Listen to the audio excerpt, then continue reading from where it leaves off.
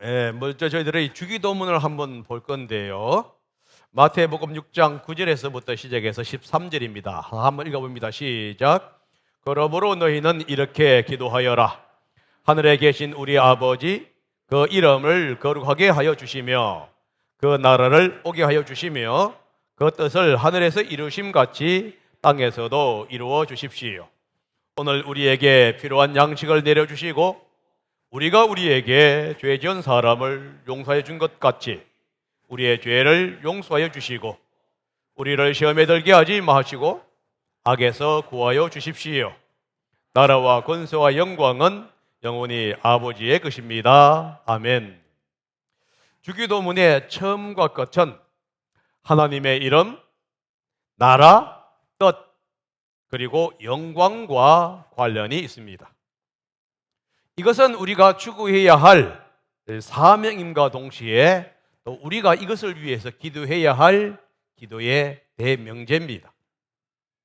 하나님의 이름, 나라, 뜻, 영광을 위해서 필요한 것이 바로 일용할 양식인 재물이지요. 그리고 서로 용서하고 사랑하는 일이요, 죄나 악에 빠지지 아니하는 삶입니다.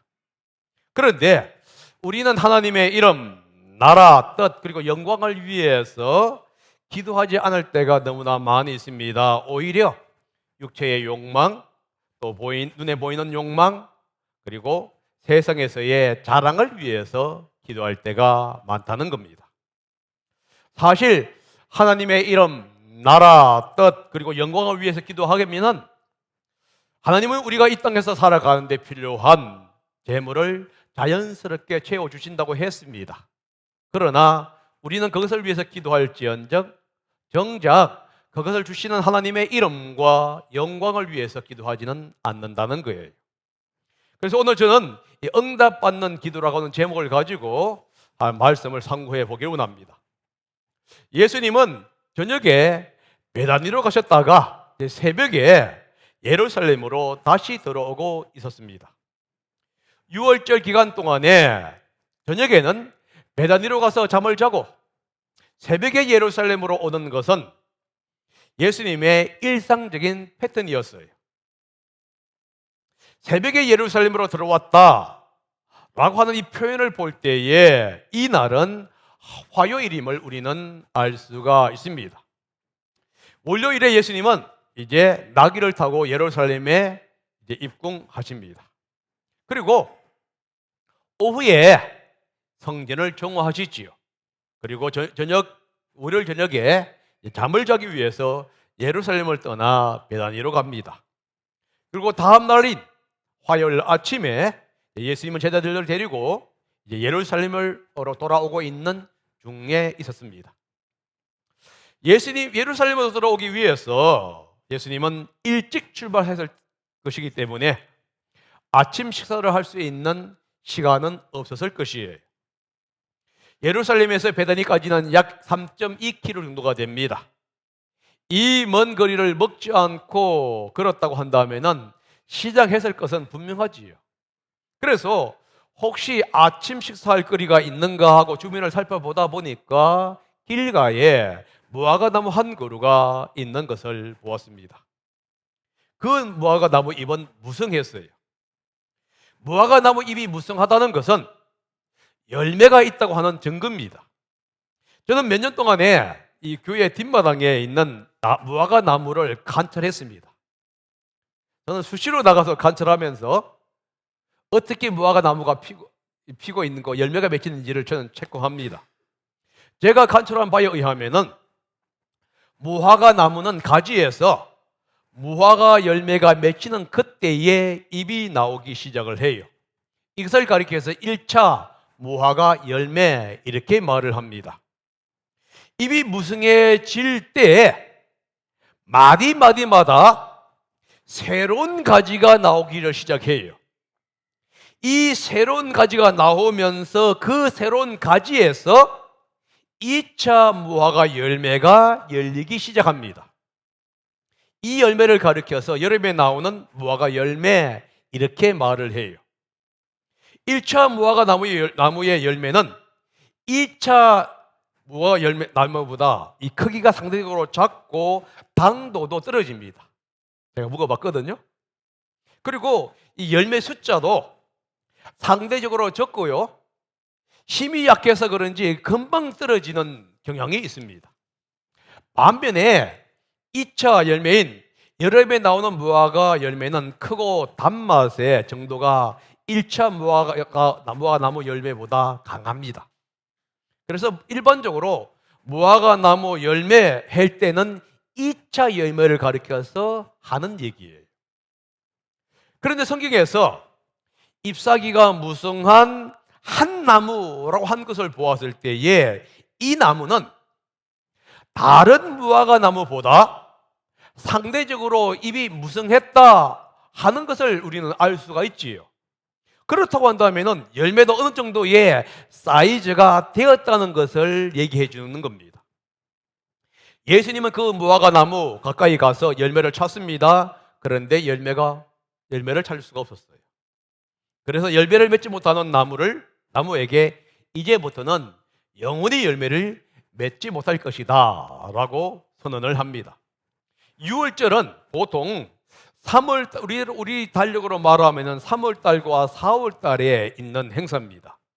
이때에 무화과 나무의 1차 열매의 새싹이 나오는 시기예요. 그래서 마가복음 11장 1절은 무화과의 때가 되지 아니했다 이렇게 표현한 거예요. 사실 무화과 나무 열매를 먹기에는 너무 이런 시기입니다. 왜냐하면 이제 새싹이 나오는 시기니까요. 이 무화과의 1차 열매를 먹으려면 최소한 5월 말경 정도가 되었을 때야만이 비로소 먹을 수가 있거든요. 그런데 이 맥네일이라고 하는 이 학자가 이렇게 말합니다. 무화과 나무의 주 열매, 즉 2차 열매는 나중에 나오지만 4월에 먹을 수 있는 1차 열매의 싹이 나오는데 어떤 토착민들은 그것을 더 좋아했다. 이게 무슨 뜻이냐 하면은 1차 열매의 싹이 나오는데 어떤 사람들은 그 싹을 먹었다 이런 표현이에요. 이것은 마치 우리가 이런 봄에 나무를 따서 먹는 것과 같습니다. 우리는 이런 봄에 쑥이나 냉이, 두릅 등을 따서 우리는 먹기도 하고 데쳐서 먹기도 하고 이제 먹지 않습니까? 신대원은 이 산 아래에 놓여 있기 때문에 이 주변에 가게 되면 쑥이며 냉이, 두릅 이게 정말 많이 나와요. 봄학기가 개강되면 저는 학교 주변을 걸어 다닙니다. 그러면서 새순을 따가지고 이 생것으로 씹어 먹습니다. 그러면 이게 독성이 있으면서도 상당히 쌉싸름해요. 그런데 상당히 또 씹다 보게 되면 맛이 있고요, 단맛이 나요. 그래서 저는 수시로 떼고 가끔씩 우리 집사람이 뭐라고 합니다. 왜냐하면 매실도 파릇파릇할 때 따서 먹어버리거든요. 그러다 보니까 우리 집사람이 이제 독이 있는지 모르면서 왜 그러냐고 하는데 제가 그렇게 자주 합니다. 아마 당시 사람들도 이 무화과 열매의 새싹을 그렇게 먹었던 것 같아요. 그러다 보니까 예수님이 배가 고팠기 때문에 이제 무화과 나무의 어떤 새싹이라든가 아니면 입이 부성했으니까 어느 정도 크기가 있었을 테니까 이제 따서 먹으려고 했던 겁니다. 그런데 입은 무성한데 무화과 나무가 없는 것을 보고 예수님은 실망한 거예요. 그래서 그 나무에게 다시는 열매를 맺지 못할 것이다 이렇게 심판을 선언한 것입니다. 있어야 할 나무에 열매가 없었기 때문에 그래요. 여러분, 무화과 나무에 잎이 있다는 것은 열매가 있다는 것을 전제로 합니다. 있어야 할 열매가 없고 잎만 무성한 것을 보고 예수님이 심판을 선언한 거예요. 왜냐하면 무화과 나무는 먼저 열매의 새싹이 나오고 잎이 열리거든요. 그런데 열매가 없다는 것은 이것은 정상적인 무화과 나무가 아니라는 거예요. 예수님의 행동에는 상징적인 의미가 있습니다. 구약에서 무화과 나무는 이스라엘을 상징적으로 표현합니다. 포도나무도 이스라엘을 표현하고 있지만은 무화과 나무도 이스라엘을 상징적으로 표현해요.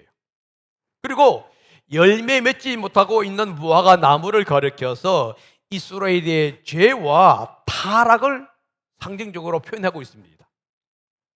예수님이 길가에서 열매 없는 무화과 나무를 책망하시면서 예루살렘과 이스라엘의 열매 맺지 못하고 있는 그 모습을 지금 책망하고 심판하고 있다 하는 거예요. 본문에서 열매 없는 무화과 나무는 모든 이스라엘 백성을 지칭하는 것은 아닙니다. 오히려 열매 맺지 못하고 있는 일부 백성들과 종교 지도자들을 지금 얘기하고 있는 것이에요. 예수님은 나귀를 타고 예루살렘으로 입성합니다. 많은 순례자들은 예수님의 입성을 환호했어요. 그러나 일부, 그리고 예루살렘에 사는 사람들은 이가 누구신가? 라고 하면서 예수님을 지방 갈릴리 출신으로 비하해 버리고 있습니다. 예수님은 성전을 깨끗이 정화하고 있습니다. 이때 아이들은 예수님을 다윗의 자손 메시아라고 찬양을 해요. 그러나 대제사장들은, 그리고 율법학자들은, 종교 지도자들은 그 아이들을 용납하시는 예수님을 지금 비난하고 거절합니다. 그들은 입으로는 시편 8편을 통해서 메시아와 메시아 오심에 대해서 가르쳤어요. 그런데 정작 그 메시아가 나귀를 타고 예루살렘에 입성하고 성전을 깨끗이 하자, 오히려 그 메시아를 비난하고 거절하고 있는 거예요. 예수님은 입만 무성하고 열매 없는 종교 지도자들을 지금, 그리고 그들을 따르는 사람들을 지금은 책망하고 있다 하는 거예요. 예수님이 책망하자 무화과 나무는 즉시 말라버립니다. 무화과 나무가 말랐다는 의미는 뭐냐 하면은 하나님의 심판에 대한 상징적인 징조예요.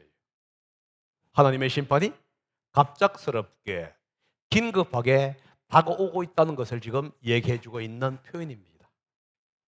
열매 없는 무화과 나무처럼 말만 하고 삶의 열매가 없는 사람들을 하나님은 심판하신다고 하는 징조를 지금 말씀하고 있습니다. 로마서 2장 17절에서 23절은 입만 번지르하게 얘기하고 이 열매 없는 사람에 대해서 얘기했는데 한번 읽어봅니다. 시작. 그런데 그대가 유대 사람이라고 자처한다고 합시다. 그래서 그대는 율법을 의지하며 하나님을 자랑하며 율법의 가르침을 받아서 하나님의 뜻을 알고 가장 선한 일을 분간할 줄 알며 눈먼 사람의 길잡이요 어둠 속에 있는 사람의 빛이라고 생각하며 지식과 진리가 율법에 구체화된 모습으로 들어있다고 하면서 스스로 어리석은 사람의 스승이요 어린 아이의 교사로 확신한다고 합시다. 그렇다면 그대는 남을 가르치면서 왜 자기 자신은 가르치지 않습니까?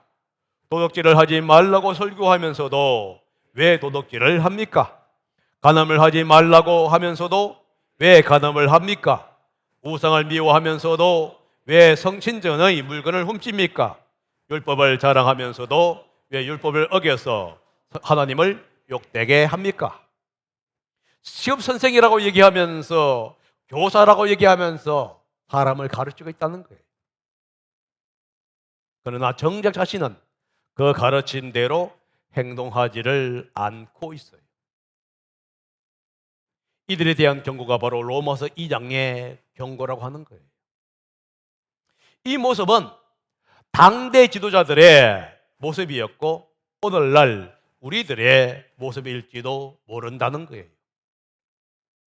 앞에서 입만 열는 사람들, 그리고 그 말에 대한 책임이 없고 열매가 없는 사람들에 대한 하나님의 심판을 지금 얘기하고 있는 것이에요. 앞에 서 있는 지도자들, 목사인 저를 비롯해서 사역자들, 그리고 성도들은 이 하나님의 경고에 귀를 기울일 필요가 있다는 거예요. 말만 하고 행동으로 옮기지 않는 삶, 열매 없는 삶이 얼마나 하나님 앞에서 치명적인가를 지금 얘기해 주고 있는 겁니다. 우리는 가정은 중요하지만 열매는 중요하지 않다고 얘기합니다. 그러나 그 말은 사실과 달라요. 과정도 중요하고 열매도 중요한 거예요. 열매는 신실한 과정의 결과이기 때문에 그렇습니다. 과정이 없는 열매는 없어요.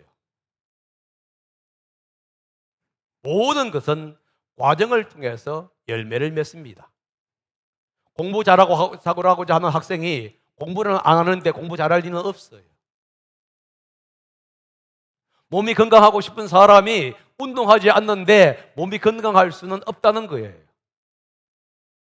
항상 과정이 준비가 되어야 결과가 나타나는 겁니다.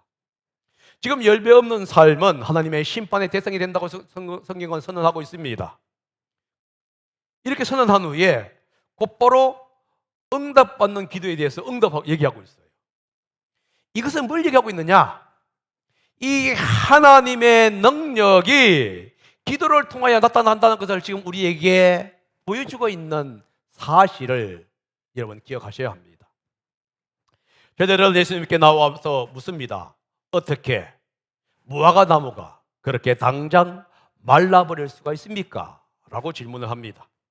그러자 예수님이 이렇게 대답합니다. 21절에서 22절입니다. 한번 읽어봅니다. 시작. 예수께서 그들에게 말씀하셨다. 내가 진정으로 너희에게 말한다. 너희가 믿고 의심하지 않으면 이 무화과 나무에 한 일을 너희가 할 수 있을 뿐 아니라 이 산들어 들려서 바다에 빠져라 하고 말해도 그렇게 될 것이다.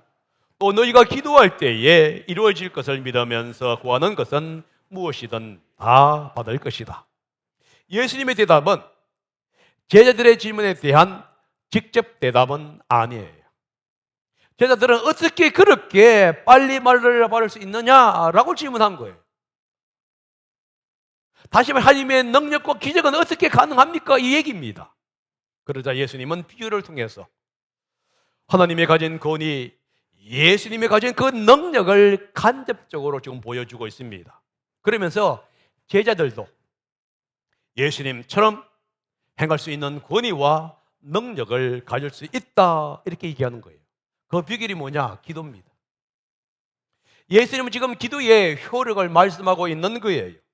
기도하면 예수님과 같은 능력을 갈 수 있다는 거예요. 더 나아가서 예수님이 행한 것보다 더 큰 능력과 기적을 맛볼 수 있다 이렇게 얘기합니다.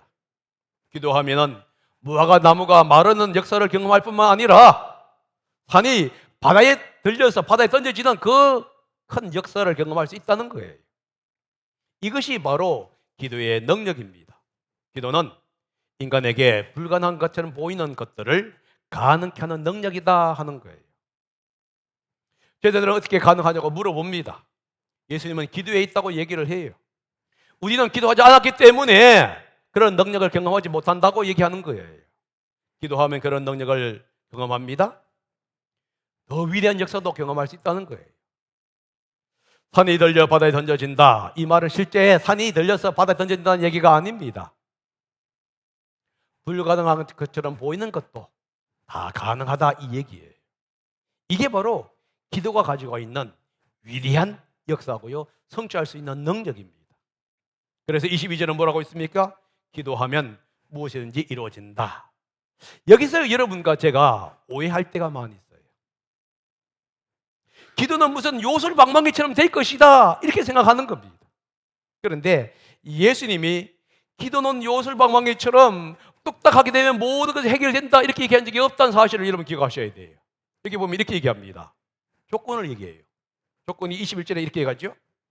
너희가 믿고 의심하지 않으면 이렇게 얘기하죠. 22절은요.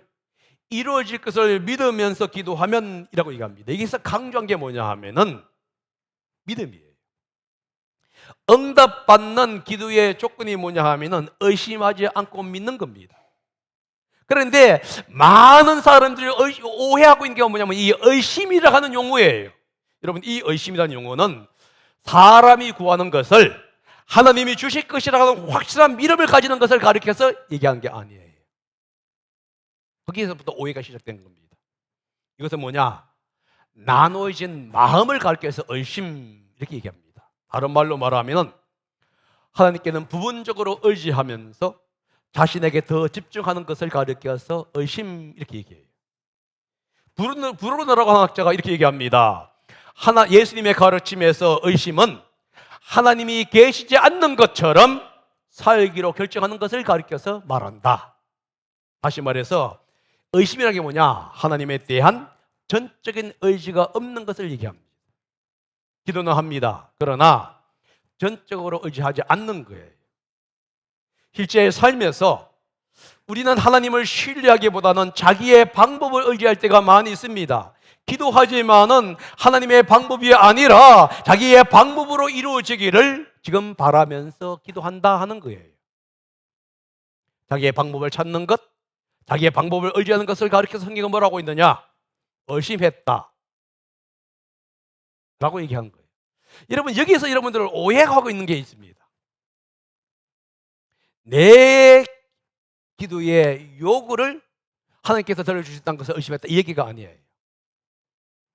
하나님에 대한 자체의 신뢰의 문제에 있다, 이 얘기입니다. 우리는 모든 경우에 기도의 내용, 내가 기도했던 것에 대한 초점을 갖추고 있는 거예요. 그런데 의심했다는 얘기는 뭐냐면 내 기도의 얘기가 아니에요. 하나님 자체에 대한 신뢰가 그렇게 되었다, 이 얘기를 지금 하고 있다는 사실을 기억해야 합니다.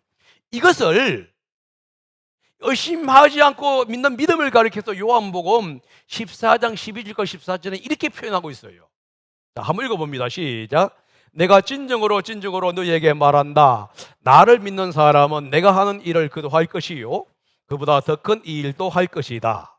그것은 내가 아버지께로 가기 때문이다. 너희가 내 이름으로 구하는 것은 내가 무엇이든 다 이루어 주겠다. 이것은 아들로 말미암아 아버지께서 영광을 받으시게 하려는 것이다. 너희가 무엇이든지 내 이름으로 구하면 내가 다 이루어 주겠다.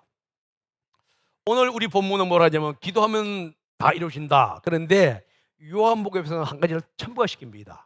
내 이름으로. 사도 요한은 의심하지 않고 믿는 믿음을 가리켜서 뭐라고 얘기하냐면 예수 그리스도의 이름으로 기도하는 것으로 표현하고 있다는 거예요. 너무도 많은 사람들이 오해하고 있는 게 뭐냐면 예수 그리스도의 이름으로 기도하는 것을 가리켜서 오해하고 있습니다. 이것은 마지막 예수님의 이름으로 이름을 넣고 예수님의 이름으로 기도합니다, 이런 뜻이 아니에요. 우리는 그렇게 생각하지 않습니까? 이게 뭔 뜻이냐면 예수님의 뜻과 목적에 부합해서 하는 기도라는 뜻이에요. 우리가 원하는 기도를 한 후에 마지막으로 예수님의 이름으로 기도합니다, 이런 뜻이 아니란 말이에요. 이게 여러분과 제가 하는 기도가 아니에요. 이게 수많은 사람들이 하는 기도가 아니냔 말입니다. 자기의 욕구를 위해서, 자기의 어떤 목적을 위해서 하나님의 이름을 도용하면서 뭘 하고 있느냐? 하나님의 이름으로 기도했다는 거예요. 예수님의 이름으로 기도했다는 거예요. 이건 저도 그렇게 했습니다. 그런데 성경은 그렇게 얘기한 게 아닙니다. 하나님의 뜻과 목적을 추구하는 기도예요. 내가 원하는 것이 아니라 예수님이 원하고 하나님이 원하는 것을 기도하는 것을 가리켜서 예수님의 이름으로 기도한다고 얘기하는 거예요. 다른 말로 말하면은 하나님께 집중하는 거예요. 우리 자신 환경을 전적으로 하나님께 맞추는 것을 얘기하는 겁니다. 현재 나의 삶은 하나님의 이름과 뜻과 나라와 영광을 위해서 합당하지 않을 수 있어요. 그러면서 하나님께 의지하면서 나의 삶을 바꾸는 겁니다. 나의 환경을 주님 앞에 맡기는 거예요. 이런 삶의 방식이 바로 예수 그리스도의 이름으로 기도하는 것이라는 것을 우리는 기억해야만 합니다. 그렇게 기도하는 삶에는 위대한 힘이 있고 위대한 능력이 있는 거예요. 예수님이 원하는 기도는 나의 필요가 아닙니다. 하나님의 필요를 구하는 기도라는 거예요. 나의 필요를 하나님이 채워주시는 것이 아니라 하나님의 필요를 나를 통해서 채워주기를 바라는 것이 주님의 이름으로 하는 기도예요. 그 기도에는 나에게 고통이 올 수가 있고 나의 헌신이 요구되고 나에게는 포기가 요구될 수가 있다는 거예요. 나를 절망의 구렁텅이로 몰아넣을 수도 있다는 겁니다. 왜냐하면 하나님의 뜻이라는 것은 전적인 나의 포기가 아니면은 되지 않기 때문에. 하나님이 원하시면 내가 무엇이든지 하겠습니다 하는 것이 뭐냐면 믿음의 기도예요. 그렇게 하는 것이 예수님의 이름으로 하는 기도입니다. 그럴 때 하나님은 나를 사용해 주시고, 그럴 때 하나님은 나의 기도를 응답해 주시는 거예요. 기도의 응답은 하나님의 뜻과 목적에 일치할 때 이루어진다는 사실을 우리는 기억해야만 합니다. 그렇다면 임만무성하고 열매 없는 무화과는 하나님의 뜻과 목적에 지금 어긋났다는 것을 알 수가 있지요. 무화과 나무에 대한 하나님의 뜻과 목적은 잎이 나오면서 열매가 맺히는 거예요. 종교 지도자들에 대한 하나님의 뜻과 목적은 바른 교훈을 가르치고 그 말씀을 삶에 적용하는 겁니다. 성도에 대한 하나님의 뜻은 하나님의 예수님의 성품과 사역을 배우는 거예요.